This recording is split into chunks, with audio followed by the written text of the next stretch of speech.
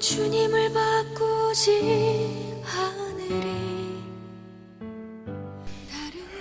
오늘 코로나 4단계로 인해서 이렇게 교회에 모여서 예배하기 어려운 상황에 실시간 온라인 예배로 이렇게 드리고 있습니다.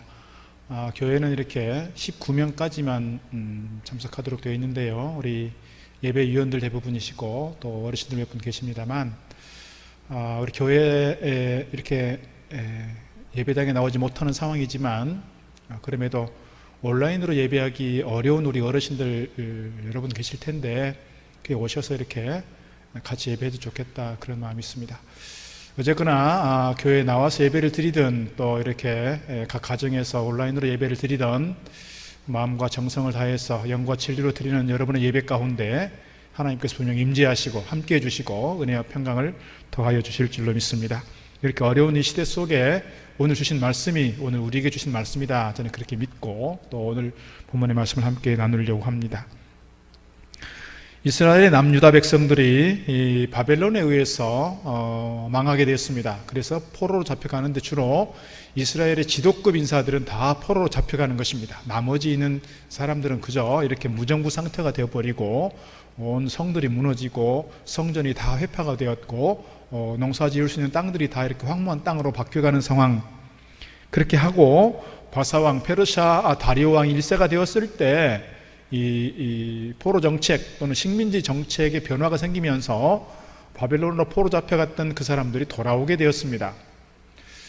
돌아오게 되면서 가장 먼저 그들이 했던 일이 뭐였냐면 성전을 짓는 일이었습니다.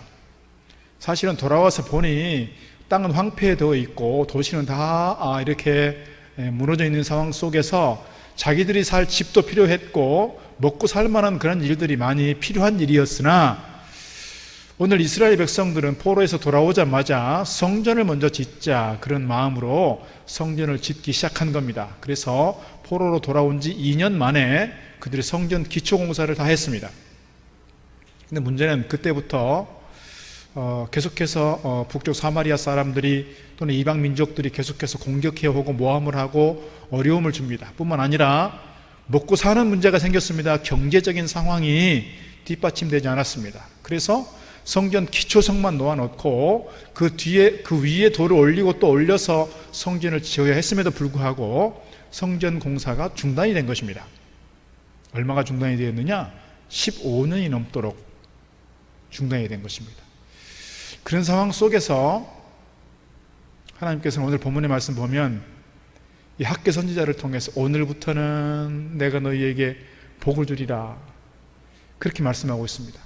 그렇게 어떻게 보면 민족적으로 우울감에 사로잡혀 있고 민족적으로 무기력감에 사로잡혀 있는 그들이 학개 선지자를 통해서 또는 스가랴 선지자를 통해서 또는 에스라를 통해서 영적 각성이 일어나면서 새로운 마음으로 성전을 건축하기 시작했고 성전을 완공해 가면서 하나님께서 그렇게 변화된 저들에게 이제부터는 오늘부터는 내가 너희에게 복을 주겠다, 이렇게 선언하고 있다는 거예요. 오늘 우리가 본문의 말씀을 들으면서 오늘 이 시대에 주신 하나님 말씀으로 듣고 오늘부터 하나님께서 우리의 가정에, 우리 성도들에게, 우리의 자녀들에게, 우리에게 주신 기업과 일터 위에 하나님께서 풍성한 복을 주실 것이라, 그런 기대하는 마음을 가지고 오늘 본문의 말씀을 함께 나눠갈 수 있으면 좋겠습니다.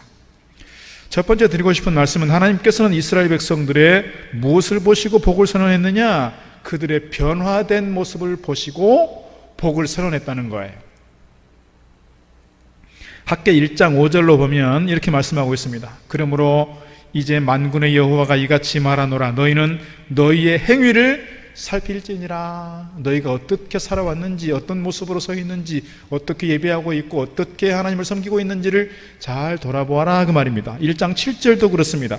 만군의 여호와가 말하노니 너희는 자기의 행위를 살필지니라. 그들에 대해서, 이스라엘 백성들에 대해서 학개 선지자를 통해서 말씀하는 거예요. 지금 너희들이 어떻게 하나님을 믿는 선민이라고 하면서, 하나님을 믿는 믿음의 사람들이라고 하면서 어떻게 하나님을 섬기고 있는지, 어떻게 하나님에 대해서 대하고 있는지를 잘 살피라는 거예요.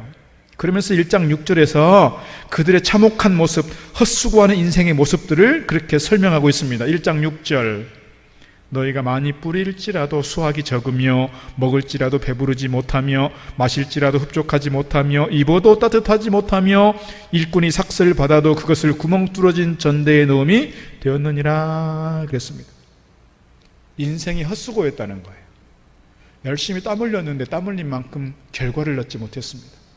열심히 일해서 돈을 벌었지만 돈이 다 밑 빠진 독에 물 붓는 것처럼 그렇게 사라지고 말았습니다. 모든 일들이 헛된 인생이 되었다, 그런 얘기입니다. 황폐한 삶을 살아갈 수밖에 없었던 저들에 대해서 얘기합니다. 사실 이스라엘의 문제는 우선순위의 문제였습니다. 우선순위의 문제. 앞서 말씀드린 것처럼 처음에는 저들이 열심을 품고 성전을 짓겠다고 했는데 뭔가 장애물이 생기니까, 먼저 문제가 생기니까 이것을 한번 손을 놓아버렸어요. 손을 놓아버리고 어디에 집중합니까? 자기 먹고 사는 문제에 집중합니다. 이제 우리 좀 집도 좀 지어야 되겠고, 먹고 사는 것도 좀 안정적으로 좀 가야 되겠고, 뭔가 필요한 부분들이 있으니 이제는 우리가 좀 이것에 집중하자. 하나님의 일에 대해서, 성전을 건축하는 일에 대해서는 이제는 뒷전이 되어버린 것입니다. 성전 중단되고 방치되어 있는 때를 기억하라고 말씀합니다. 2장 15절 보니까 이렇게 되어 있습니다. 이제 원하건대 너희는 오늘부터 이전 곧 여호와의 전에 돌이 돌 위에 놓이지 아니하였던 때를 기억하라. 돌 위에 기초석이 놓여진 다음에 그 위에 돌이 올려지지 않았던 그때를 기억하라는 거예요. 그때를 기억하라. 그때는 어떤 일이 있었느냐? 2장 16절 말씀 보니까 절반밖에 거두지 못했다는 거예요. 16절, 그때에는 20고르 곡식 더미에 이른즉 10고르 뿐이었고 포도주 틀에 50고르를 기르러 이른즉 20고르 뿐이었느니라 그럽니다. 이 고르라고 하는 단어가 뭐냐면 이렇게 무게를 대는 또는 어떤 곡식을 재는 기본 단위겠죠. 우리로 말하면 땅이 이렇게 있는데 한 20섬 정도 나올 수 있는 땅인데 가서 농사를 거두어 보니, 추수를 거두어 보니 10섬밖에 못 거둔 거예요. 포도즙 틀이 있어서 포도를 몽땅 집어넣고 거기다 이제 포도를 짜는 거예요. 포도를 짜서 그것이 그들의 생계에 중요한 수단이 되고 있는데 50고르쯤, 50주머니쯤, 50자루쯤 이렇게 나올 것이라고 기대했는데 가서 보니까 20자루밖에 안 나오는 거예요. 그러니까 하나님께서 그들 가운데 은혜를 베풀지 않고, 하나님께서 그들 가운데 비를 제대로 내리지 않고, 하나님께서 그들에게 복을 주시지 않았을 때는 뭐예요? 그들이 기대했던 것만큼 나오지 못하고 절반밖에 거두지 못했다, 그런 얘기예요. 절반밖에 거두지 못했다. 그럼에도 불구하고 17절 말씀 보니까 이스라엘 백성들은 돌이키지 않았다는 거예요. 17절에서 이렇게 기록하고 있습니다. 만군의 여호와가 말하노라, 내가 너희 손으로 지은 모든 일의 곡식을 마르게 하는 재앙과 깐부기 재앙과 우박으로 쳤으나 너희가 내게로 돌이키지 아니하였느니라 그랬습니다. 하나님의 경고하심 가운데 하나님께서 그들의 곡식이 마르게 되었습니다. 깐부기 재앙이 생겼습니다. 우박이 내렸습니다. 그들이 제대로 곡식을 거둘 수가 없었습니다. 그럼에도 불구하고 이스라엘 백성들은 하나님께 마음이 가지 않았어요. 하나님께 생각을 두지 않았어요. 하나님의 일에 대해서, 성전을 건축하는 일에 대해서 그들의 마음이 떠났어요. 그런 상황 속에, 그런 상태 가운데 있었던 그 백성들을 지금 이렇게 지적하고 있는 겁니다. 이스라엘의 과거의 모습이 여전히 불순종과 강팍한 심령의 상태였다, 그런 얘기입니다. 그랬던 저들이 달라졌어요. 그랬던 저들이 변화되었어요. 어떻게 변화됐느냐? 그들이 서로 마음을 같이 해서 나무를 구해오고 성전을 짓기 시작했어요. 그들이 학개 선지자의 말씀을 하나님의 말씀으로 받았습니다. 몸과 마음을 다해서 하나님께 돌아와 하나님의 일에 감당합니다. 하나님의 일에 헌신합니다. 하나님 말씀에 순종합니다. 그렇게 하나님께 돌아와 하나님 앞에 순종하고 하나님 앞에 헌신하게 되었을 때 하나님께서 말씀하시는 거예요. 오늘부터는 내가 너희에게 복을 주겠다. 하나님께서 그렇게 돌아온 백성들에 대해서 내가 너희와 함께 있겠다, 나의 영이 너희 중에 머물러 있다, 이렇게 말씀하고 있어요. 하나님께서 그들 가운데 성령의 감동을 통해서 마음을 흥분시켰고, 그들은 더욱더 하나님 앞에 충성했고 헌신했고 성전 재건의 역사를 이루어 갔다는 거예요. 그런 모습 보면서 하나님께서 마음에 기뻐하신 것 같습니다. 우리 자식들이 계속해서 말씀만 피우고 문제만 일으키고 말도 듣지 않고 바른 길로 가지 않고 계속해서 엇나가던 아이들이 어느 순간 정신을 차리고 돌아와 주님을 위해서, 교회를 위해서, 가정을 위해서 헌신하게 되었고, 가정을 돌아보는 사람이 되었고, 자기 자신에 대해서 책임지고 나가는 사람이 되었어요. 그렇게 변화된 자식을 보면서 부모의 마음이 얼마나 흡족해지겠느냐는 거예요. 얼마나 부모의 마음이 기쁘지 않겠느냐 그 말이죠. 이스라엘 백성들이 계속해서 하나님께서 그들 가운데 재앙을 내렸지만 돌이키지 않았던 저들이 어느 순간 학개 선지자를 통해서 정신을 차리고 하나님을 섬기게 되었고, 하나님께서 맡기신 거룩한 사역들을 감당하게 되었을 때 하나님 마음이 달라지게 되었다, 그런 얘기예요. 오늘 우리에게도 하나님께서 오늘부터는 내가 너희에게 복을 주리라, 그런 말씀이 들려지기를 주의 이름으로 축복합니다. 오늘 18절에서 말씀합니다.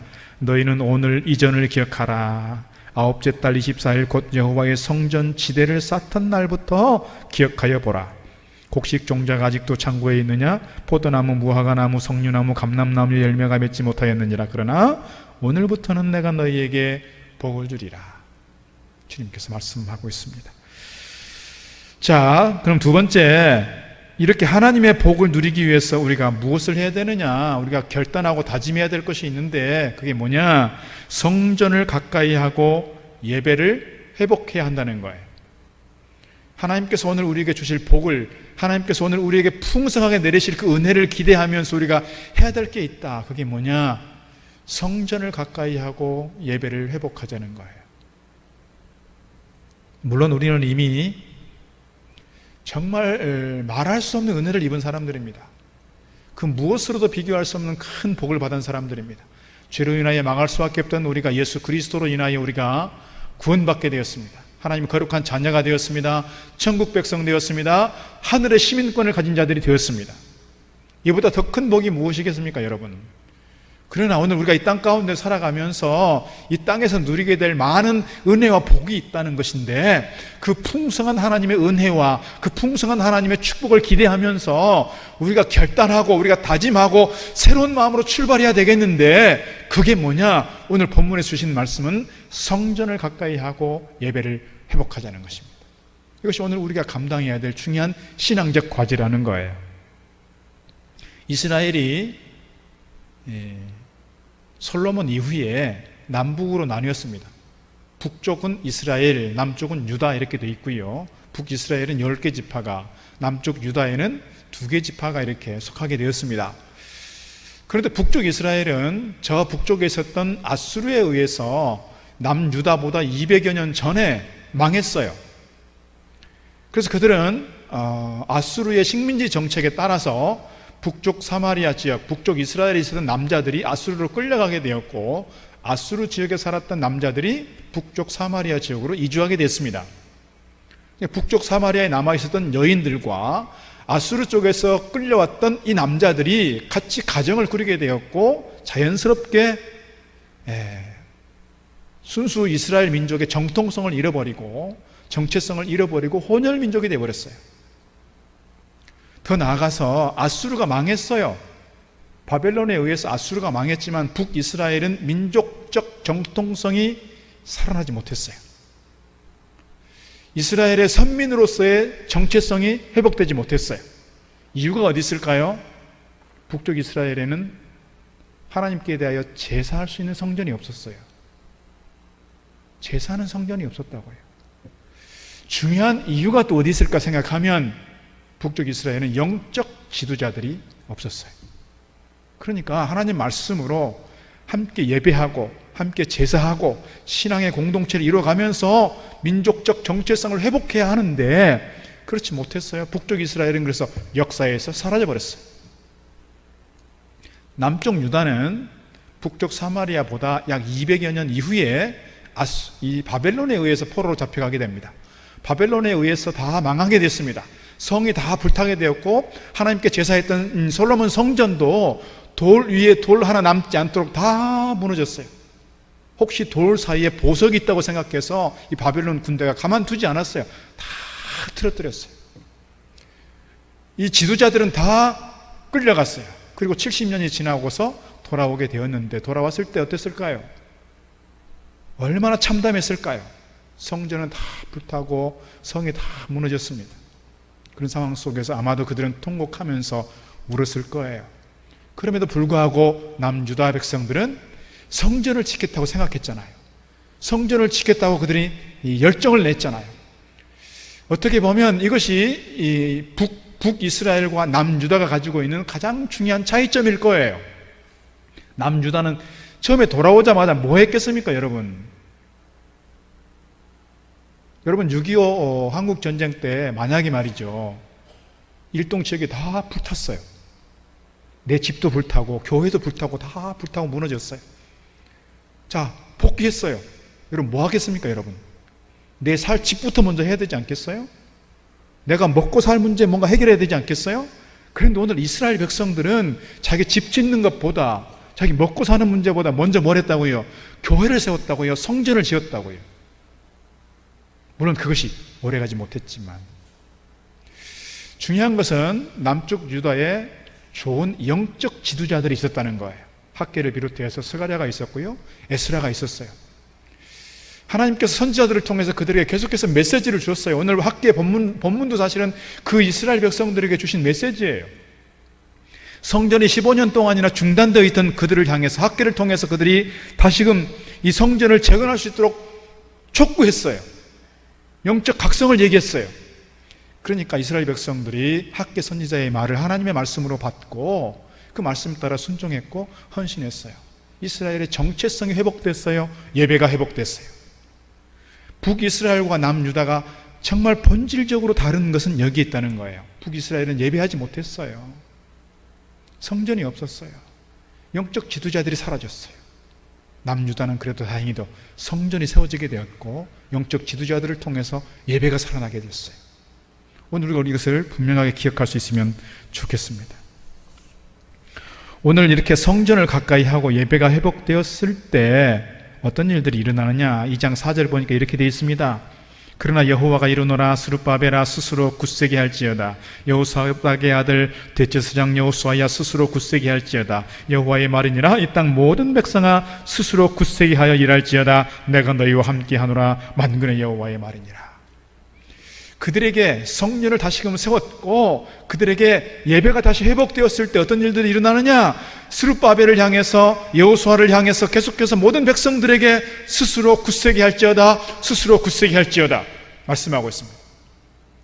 여러분, 우리가 우리 스스로 굳세게 하겠다 의지를 가지고 다짐하고 결단할 수 있어요. 그러나 우리가 살아가면서 우리 스스로 일어서 보겠다, 우리 스스로 뭔가를 해보겠다, 여러분 가능할까요? 안 돼요. 내 스스로 뭔가 굳세게 세워볼 거야. 내 인생 성공할 수 있을까요? 오늘 하나님께서 분명히 그들에게 말씀하는 거예요. 내가 너희와 함께하노라. 내가 너희와 함께하노라. 만군의 여호와의 말인지라 그랬습니다. 하나님께서 그들 가운데 함께 하시겠다고 약속을 하니 그들에게 너희는 스스로 굳세게 하라, 굳세게 하라, 굳세게 하라. 삶이 어렵고 힘들어도 결코 무너지지 마라. 스스로 굳세게 하라. 왜? 내가 너희와 함께 할 터이니, 이거예요. 성전이 다시 회복되었습니다. 예배가 회복되었습니다. 영적 지도자들을 통해서 말씀이 회복되었습니다. 그랬을 때 하나님께서 그들에게 내가 너와 함께 하겠다, 내가 영으로 너희와 함께 할 테니 너희는 결코 무너지지 마라. 그래서 5절에 말씀하는 거예요. 2장 5절. 내가 애굽에서 나올 때에 내가 너희와 언약한 말과 나의 영이 계속하여 너희 가운데 머물러 있나니 너희는 두려워하지 말지어다 그랬어요. 예배가 회복되었고 성전이 회복되었고 하나님 말씀 따라 순종하고 헌신을 결단했던 저들을 향해서 하나님께서 굳세게 하라 말씀하면서 나의 영이 너희와 함께 있겠다. 그러므로 두려워하지 마라. 두려워하지 마라. 오늘 우리가 어떻게 보면 미래가 잘 보이지 않는 시대에 살아가고 있습니다. 어떻게 보면 우리 삶이 많이 힘들고 어려울 수 있습니다. 이렇게 코로나 시대에 대박난 기업도 있다고 합니다만 대부분의 사람들은 많이 힘듭니다. 우리 일동 지역이 사실은 우리가 군인들 대상으로 해서 하는 일들이 많은데 군인들 외출 예박이 안 돼요. 교회 못 나와요. 이런 상황 속에서 경제적으로 많이 위축되어 있습니다. 생활에 많이 힘든 가운데 있습니다. 그러나 그럼에도 불구하고 우리가 결코 두려워하지 않는 것은, 우리가 굳게 서서 결코 낙심하지 않는 것은 우리 하나님께 예배하고 하나님의 전에 대한 사랑하는 마음, 사모하는 마음이 있을 때 하나님께서 우리와 함께 하시고 하나님께서 우리에게 영으로 임재해 주시겠다 하셨으니 결코 두려워하거나 무너지지 말자 하는 말씀 드리는 것입니다. 우리 일동동북교회 사랑하는 성도 여러분, 우리가 더욱더 어려운 때일수록, 교회 나오기 어려운 때일수록 더욱더 주의 전을 사모하고 예배를 사모하고 주님을 가까이 찾아갈 수 있는 저와 여러분 되어지기를 주의 이름으로 축복합니다. 사실 1년 반 동안 코로나가 지나왔습니다. 1년 반 동안 교회를 한 번도 나오지 못한 우리 식구들이 사실 여럿이 있습니다. 특히 군인 가족들은 교회를 나오기 정말 어렵습니다. 그럼에도 불구하고 공식적인 예배에는 참석을 못하지만 출근하면서 교회에 와서 기도하고 가시는 분 계시고요. 퇴근하고 와서 기도하고 가시는 분 계시고요. 또 낮에 와서 새벽 기도 나오기 어려우니까 오전에 나와서 기도하고 가시는 분 계시고요. 또 저녁에 와서 잠깐씩 기도하고 가시는 분 계십니다. 이분들의 마음은 어떤 마음일까요? 주의 전을 사모하는 마음이고, 내가 그래도 기도하는 자리였고, 내가 그래도 예배하는 자리였는데 이곳에 가서 그래도 잠깐이지만 기도하겠다, 하나님 만나고 가겠다, 내 삶을 하나님께 맡기겠다, 그런 마음 아닐까요? 우리 교회가 일동에 속해 있지만 서울에서 오시는 장로님 가정도 계시고, 또 의정부가 한 구역이잖아요. 뭐 산흥에서 오신 분도 계시고, 저 북쪽에는 철원 쪽에서 1시간 넘게 차를 몰고 오시는 분들도 계십니다. 그러면서도 교사로 봉사하시고, 그러면서도 열심히 찬양대로 봉사하시고, 그러면서도 열심히 교회를 위해서, 주님 나라를 위해서 헌신하는 분들이 있습니다. 이분들의 마음이 어떤 마음일까요? 내가 일동 동북교회에 속해 있다고 하는, 내가 일동 동북교회 교인이라고 하는, 일동 동북교회는 내가 섬기는 교회라고 하는, 하나님께서 나를 통해서 일동 동북교회를 열심히 섬기도록 부르셨다고 하는 그런 소명과 어떤 정체성과 소속감이 있어서가 아닐까요? 그런 마음을 기억하면 좋겠습니다. 이런 분들의 마음처럼 우리 교회 성도들이 정말 코로나 때문에 교회에 모이기 어려운 상황이지만 더욱더 교회를 사모하고 주의 전을 사모하고 우리가 예배했던 그 자리를 사모하고 우리가 함께 정말 주님께 가까이 나아간다면, 우리가 어떤 곳에서 예배하건 그 자리가, 그 무릎 꿇는 자리가, 머리 숙이는 그 자리가 하나님께서 임재하시는 자리요, 하나님의 영으로 함께 하시는 거룩한 자리인 줄로 믿습니다. 우리가 하나님의 복을 누리기 위해서 주의 성전을 가까이 하고 더욱더 예배를 회복해가는 저와 여러분 되기를 주의 이름으로 축복합니다. 하나 더 말씀을 드리자면, 하나님의 복을 위해서 우리가 처음의 감격과 열정을 회복해야 되겠다 하는 것입니다. 처음의 감격과 처음의 열정. 유다 백성들은 포로 귀환 후에 2년 2월에 그랬습니다. 그러니까 포로에서 돌아온 지 2년 만에 성전을 건축하겠다고 기초석을 놓았어요. 주춧돌을 놓았다고요. 2년 동안 뭐 했을까요? 성전 건축을 위해서 준비했다는 거예요. 준비했어요. 그리고서 기초석을 놓았어요. 그때 그 기초석을 놓으면서 이스라엘 백성들의 그 마음이 어땠을까요? 얼마나 뜨겁지 않았을까요? 얼마나 감격스럽지 않았을까요? 하나님께 제사하는 성전이 사라졌으니 이 성전을 다시금 재건하게 되었을 때, 물론 예전에 솔로몬 성전처럼 화려하게 아름답게 크고 웅장하게 지을 수는 없었을 거예요. 왜냐하면 지금 저들이 처해 있는 삶의 상황이 보석을 내놓을 수 있는 것도 별로 없고 그저 돌 갖다가 또는 나무 베어다가 지었을 거예요.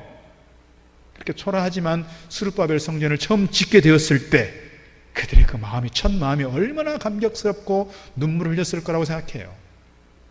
그런데 사마리아 사람들로부터 공격을 받습니다. 이방 민족들로부터 공격을 받습니다. 또 현실적인 외적인 조건이 생겼잖아요. 뭐요? 먹고 사는 문제가 어려워졌어요.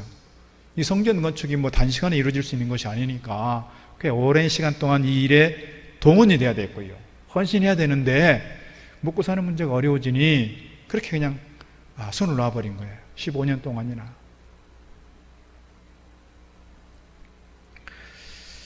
문제는 뭐냐면, 오늘 말씀에서 주는 것은 뭐냐면, 그러는 과정에 먹고 살 만한 문제가 해결이 됐으면 다시 뭘 해야 돼요? 성전 건축에 저들이 생각을 갖고 마음을 모으고 헌신해야 되는데 성전 건축은 뒷전이 되어버렸어요. 심지어는 어떻게 되기까지? 오늘 1장 3절이 이렇게 말합니다. 여호와의 말씀이 선지자 학개에게 임하여 이르시되, 1장 4절, 이 성전이 황폐하였거늘 너희가 이때에 판벽한 집에 거주하는 것이 옳으냐 그랬어요. 판벽한 집이라고 하는 게 뭐냐면요, 견고하고 아름답게 든든하게 세워진 집이 뭐냐면 완벽한 집이에요. 성전은 기초석만 놓아놓고 폐허가 돼버렸어요. 여러분 15년 동안 어떻게 됐을까요? 온통 잡초가 다, 나무들이 다 우거졌을 거예요. 그런데 15년 동안 먹고 살만해졌어요. 그러니까 집도 아름답게 뭐 돌로 짓고 좋은 나무 갖다 짓고 완벽한 집이 되었어요. 그런데도 뭐예요? 여호와의 집은 아직 황무했다 이거예요. 1장 9절에 이렇게 말합니다. 너희가 많은 것을 바랐으나 도리어 적었고 너희가 그것을 집으로 가져갔으나 내가 불어버렸느니라. 나 만군의 여호와가 말하노라. 이것이 무슨 까닭이냐? 내 집은 황폐하였으되 너희는 각각 자기의 집을 짓기 위하여 빨랐음이라 그랬어요. 그러니까 여호와의 성전에 대해서는, 하나님의 일에 대해서는, 성전을 재건하는 일에 대해서는 뒷전이 되어버렸고 자기 먹고 사는 문제에 집중하게 됐어요. 우리도 지난 60년, 70년대를 살아오면서 정말 경제적으로 어려웠던 시대가 있었습니다. 물론 뭐 버리고개도 있었고, 그럴 때 한국교회가 정말 급성장했어요. 급성장했을 때 중요한 이유는 뭐였냐면 그만큼 기도했다는 것이고, 기도한 만큼 응답이 빨리 왔고요. 그만큼 이제는 먹고 살만해졌어요. 문제는 뭐냐면 내 생편이 어려웠을 때는 더 기도했고, 형편이 어려울 때 막 열심히 오히려 헌신했어요. 그런데 먹고 살만 하니까, 먹고 사는 문제가 해결이 되고 뭔가 삶의 여유가 생기니까 하나님의 일에 대해서 더 열심을 품는 것이 아니라 오히려 다른 쪽에 관심을 갖게 되고 하나님의 일에 대해서는 더 뒷전으로 밀리는, 더 등한시하게 되는 그런 상황이 되어버렸다는 거예요. 이런 시대를 살아가는 오늘 우리를 향해서 오늘 학개 선지자를 통해 이렇게 말씀하는 것 같습니다. 내 집은 황폐하였으되 너희는 각각 자기의 집을 짓기 위하여 빨랐구나 하는 거예요. 오늘 18절 말씀에서 그래서 이렇게 말씀합니다. 너희는 오늘 이전을 기억하라. 아홉째 달 24일 곧 여호와의 성전 지대를 쌓던 날부터 기억하여 보라. 성전 지대를 쌓던 그날부터 오늘까지 어떻게 되어왔는지를 기억해 보라는 거예요. 오늘 이 말씀은 사실은 우리에게 분명하게 삶의 우선순위에 대해서 잘 가르쳐 주는 것 같습니다. 삶의 우선순위를 분명히 해야 된다. 우리가 살아가면서 사실은 돈이 얼마나 중요한 시대를 살아가고 있습니까? 우리 사회가 자본주의 사회이다 보니 돈이 곧 힘이 되었고, 돈이 곧 권력이 되었고, 돈이 없으면 사람들이 뭐라고 합니까? 돈이 없으면 꽝이다, 뭐 이렇게 얘기를 합니다. 여러분 중에 돈 싫어하는 사람이 누가 있겠습니까? 저도 돈 좋습니다. 뭐 돈, 얼마나 돈이 우리에게 저는 편리함이 있고 우리를 기쁘게 하는지 몰라요. 돈이 있어야 되잖아요. 여러분의 미래를 잘 준비하고 노후 준비도 잘 하고 여러분 삶을 안정되게 꾸려가고 자녀들 잘 양육하기 위해서 돈도 잘 벌어야 돼요. 필요한 일이에요. 중요한 일이에요. 돈이 조금 없으면 많이 불편해요. 돈이 중요해요. 그런데 중요한 건 뭐냐면 돈이 본질이냐는 거예요. 돈이 본질이냐. 주님께서 말씀하실 때 너희는 먼저 그랬어요. 우리가 먼저 구해야 될 것, 우선해서 구해야 될 것이 있다. 그게 뭐냐? 그의 나라와 그의 의라 그랬어요. 하나님의 나라와 하나님의 의를 먼저 구하면 너희가 먹고 마시고 자고 입는 것들은 하나님께서 덤으로 더하여 주시겠다 그랬어요. 우리가 돈에 집중하게 되고 돈에 집착하게 되면 돈을 사랑하는 것이고요. 그 사랑하게 되면 우리가 신앙의 부분에 대해서, 하나님을 섬기는 데 대해서, 하나님의 일에 대해서 뒷전으로 밀릴 수밖에 없다는 거예요. 이것이 성경에 가지고 있는 중요한 원리예요. 구약 성경에서 아주 중요한 축복을 다룰 때 물질의 축복을 얘기해요. 또 중요한 축복이 있습니다. 자녀들이 많은 것이 축복이에요. 땅을 많이 차지하는 것이 축복이에요. 그러나 본질적으로 중요한 게 있어요. 뭐냐면 평강이에요. 평강. 여러분, 돈이 많으면 편안해질 수 있어요. 이렇게 더울 때 에어컨 빵빵하게 틀고 좋은 시설에서 편하게 지낼 수 있어요. 이건 편리함이고 편안함이에요. 그런데요, 이 편안함과 비슷하지만 다른 게 있어요. 뭐냐면 평안이에요. 편안함과 평안은 달라요. 편안함은 내가 돈이 있으면 좀 편안해질 수 있어요. 그런데 그것이 평안을 다 주지는 않아요. 이 평안은 어디에서 오는 것이냐? 주님과의 관계 속에서 오는 거예요. 그래서 주님께서 제자들에게 두려움에 떨고 있는 그 제자들을 향해서 내가 너에게 평안을 주노라 그랬어요. 이 평안은 세상에 줄 수도 없고 세상에 알 수도 없고 세상으로부터 얻을 수 없는 것이라 그랬어요. 오늘 우리가 본질적으로 먼저 구해야 되는 것, 우리가 으뜸과 딸림이라고 하는 단어가 있어요. 으뜸이 뭐냐면, 으뜸이라고 하는 단어는 많은 것들 중에서 가장 뛰어난 것이에요. 이게 첫째 가는 것이에요. 그러니까 으뜸이라고 하는 건 첫째 가는 것 또는 본질 또는 근본 또는 기본이라고 하는 게 뭐냐면 으뜸이라고 하는 단어예요. 딸림이라고 하는 것은 따르다라고 하는 단어인데요, 어떤 것에 매여 있거나 붙어 있는 것 또는 어떤 부서나 종류에 속해 있는 것, 이거예요. 그러니까 우리가 으뜸과 딸림이라고 하는 단어가 있는데 우선순위를 얘기할 때 이걸로 설명하면 딱 좋을 것 같아요.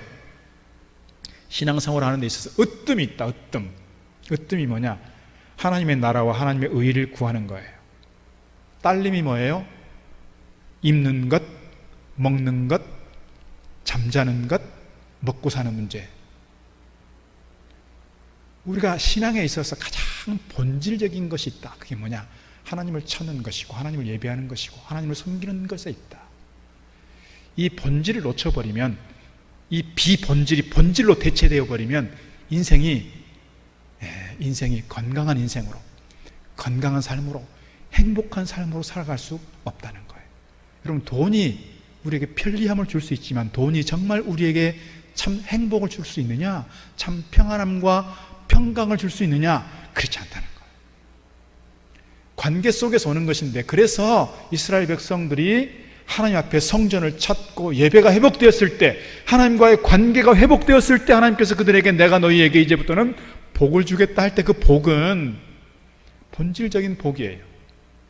이스라엘 백성이 갑자기 막 대박이 나서 사업이 대박이 나고 뭔가 장사가 대박이 나고 농사가 대박이 나서가 아니라 그들에게 본질적인 축복이 있다. 그게 뭐냐? 두려움과 염려로부터 벗어나는 참 평강의 복을 더하여 주겠다. 그리고 앞에서 말씀드렸던 20섬 20가마니 생산할 수 있는 것들이 10가마니밖에 얻지 못했는데 이제는 하나님께서 그들에게 정상적인 것들로 돌려주시겠다는 거예요. 물질의 복도 더하시겠다는 것이죠.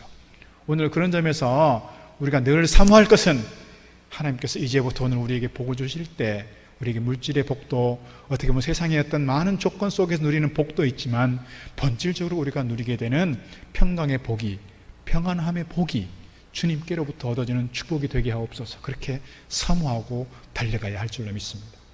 오늘 우리가 코로나의 어려운 시대를 살아가고 있습니다. 교회에 모이는 것이 어려워진 시대입니다. 한편에서 그렇습니다. 왜 교회만 이렇게 차별하는 것입니까? 아니, 예식장에도 50명이 모이도록 하고 공연장 수천 명도 모이던데 교회는 왜 차별합니까? 그렇게 불편한 마음을 가지고 얘기하기보다 이미 이렇게 상황적으로 어려워진 이 시대에 정부에서 발표하기 전에 이미 많은 교회들이 비대면으로 전환했어요. 지난주하고 오늘 이렇게 비대면으로 하고 앞으로 2주 또 연장이 됐습니다만 이미 그 전주부터 비대면으로 전환한 교회들이 많아요. 이제 이런 시대적 상황 속에서 우리가 누구로부터 뭔가 지시를 받고 누구로부터 통제받는 것이 중요한 것이 아니라 우리 스스로가 우리 스스로를 지키는 것이 중요하다 하는 생각일 것입니다. 중요한 것은 뭐냐면, 이러한 때일수록, 교회에 모이기 어려운 때일수록 우리의 마음이 주의 전에 가 있다면, 우리의 마음이 교회에 가 있다면, 그리고 우리의 마음이 예배를 늘 사모하는 마음이 있다면 하나님께서 그 마음을 기억하시고 그 마음 가운데 늘 영으로 임재해 주시고 그에게 은혜와 복을 더하여 주실 줄로 믿습니다. 어려운 시대이지만 우리가 더욱더 하나님을 찾고 첫사랑과 첫 감격을 가지고 주님을 찾는 가운데 우리의 삶에 하나님의 큰 복이 임하기를 바라고, 우리의 삶이 더욱더 풍성해지고 하나님의 은혜가 넘치는 축복의 삶이 되어지기를 주의 이름으로 축복합니다. 기도하겠습니다. 하나님 아버지, 감사합니다. 오늘 저희들 이 거룩한 주의 날에 주님 앞에 나왔습니다. 마음껏 나와서 함께 예배할 수 없는 상황이지만 그럼에도 저희들 있는 삶의 처소에서 하나님 앞에 머리 숙여 무릎 꿇어 예배합니다. 주님, 저희들이 무릎 꿇는 그 자리, 저희들이 머리 숙인 그 자리 주님께서 영으로 임재하시고 저희들의 예배를 연락해 주시는 줄로 믿습니다. 이 어려운 시대에 더욱더 저희들이 주의 전을 사모하고 예배를 사모하는 마음이 있게 하시고, 무엇보다도 우리가 처음 주님 만났을 때, 처음 안수받았을 때, 처음 주님께로부터 부름받았을 때, 처음 구원의 은혜에 대하여 감격하며 눈물을 흘렸을 때를 기억하고 이 첫사랑과 첫 감격을 가지고 주님을 섬기며 예배하며 맡긴 사명 감당할 수 있는 주의 종들 되도록 인도하여 주옵소서. 그래서 오늘 이스라엘 백성들을 향하여 오늘부터는 내가 너희에게 복을 주겠다 하신 그 말씀, 오늘 저희들에게 주신 말씀으로 받고 주님 주신 복을 얻기 위하여 더욱더 힘써 예배하며 섬기며 주님 말씀에 순종하며 주님 따라가는 거룩한 종들로 서게 하여 주옵소서. 예수님 이름으로 기도드리옵나이다. 아멘. 다른 어떤 은혜 구하지